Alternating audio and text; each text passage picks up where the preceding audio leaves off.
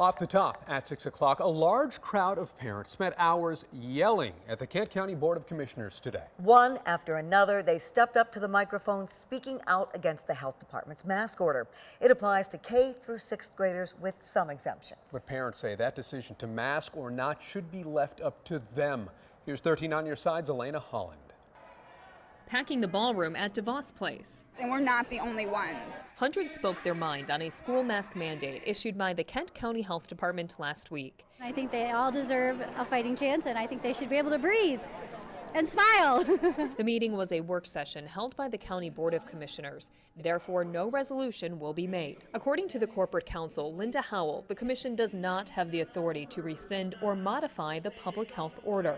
She said a 6th Circuit Court of Appeals took up the issue this week. That opinion found that mask mandates were constitutional.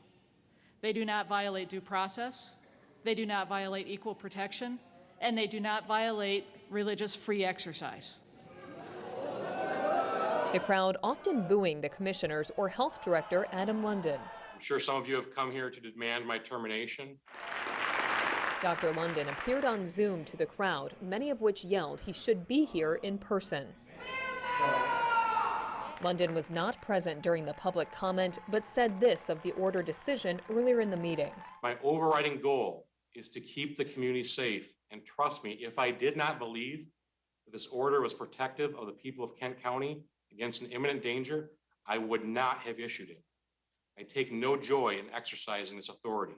Dozens of people approached the podium calling for an end to the mask mandate and opposing the authority of the health department. This board, they're going to return a verdict today that their hands are tied and they can do nothing about that. I would tell you right now that they are all in violation of their oath of office, and so is Adam London. This is our country, and if we don't do something about freedom of choice, we won't have it. A smaller opinion at this meeting thanked the health department for being mindful of student and faculty health. This mask mandate helps our learning environment be void of dangers, and we are able to learn in a safe environment. Earlier this week, 4 Kent County state lawmakers sent a letter to the health department, urging them to reconsider the order. One such previous letter alluded to pulling money from the department if they don't, something Steve Johnson reiterated today. The health department receives a lot of money from the state, and it's one of the powers that the legislature has. It's the power of the purse, and if this unelected bureaucrat refuses to listen to the people, it's incumbent upon us that represent the people to use that to try to force them to actually follow the will of the parents in these schools. Elena Holland joins us now live in Grand Rapids. Elena, what's going to happen to that order if Dr. London is removed from the position? Sure, Nick. So if Dr. London is removed or fired under any circumstance, the order will still stand. Now, that's because its authority does not come from him himself, but the office instead. And then when will it expire?